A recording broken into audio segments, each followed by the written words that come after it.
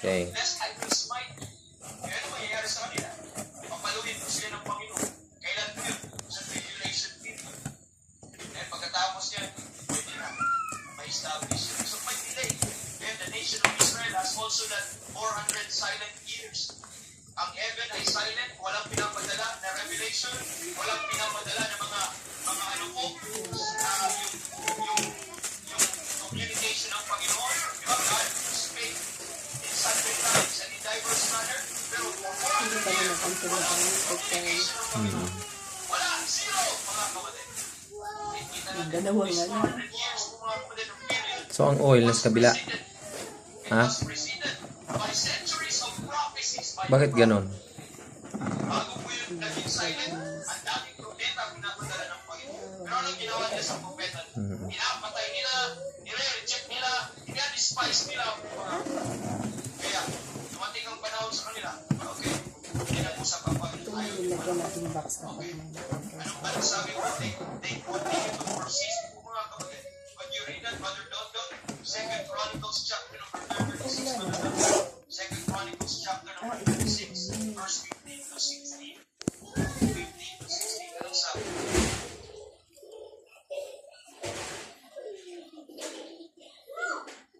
Gusto mong magamit na isa? Wala lang pala yung oil, lavender. Baligyan na lang ito na. Ano gamitin mo na ito? Try ba?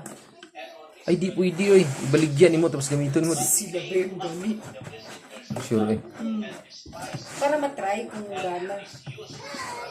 Ah, Pero okay lang din. Hindi.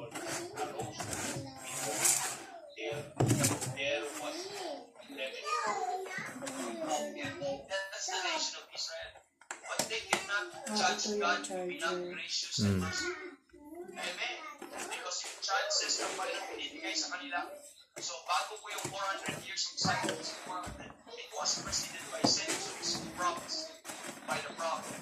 So at sundry times, mga kapatid, so sa iba't ibang mga panahon, mga oras, at sundry times, first in Canaan, or in foreign land, or when they're under captivity. Amen! Kahit saan man sila. Amen! God sent the prophets to Israel. Pero anong ginagawa nila? They refused to hear. Amen!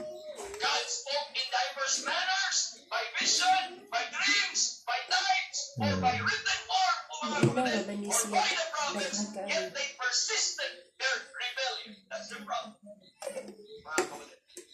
Yun po, manayayari. Kaya in Matthew ipatingin dito. Brother Roger, if you read Matthew 23, Dito sa ilalim. Iganon mo. sentence in Jesus Christ sa kanila. Yan. Tata, lapit dito. Verse 37. Kabila. Amen.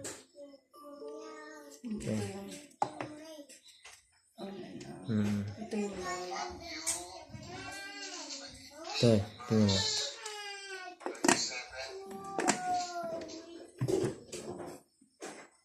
Yan. O Jerusalem, Jerusalem, thou that killest prophets and stonest them which were sent unto thee, how often that they gathered thy children together, even as a man gathered chickens among pigs, and you would not come. Amen.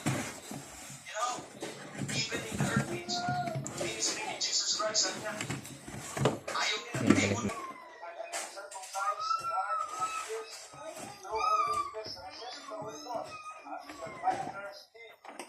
So doing it, it's on the values of the mothers of the and they have slain them. It's no more of the country of the testament of all that is now.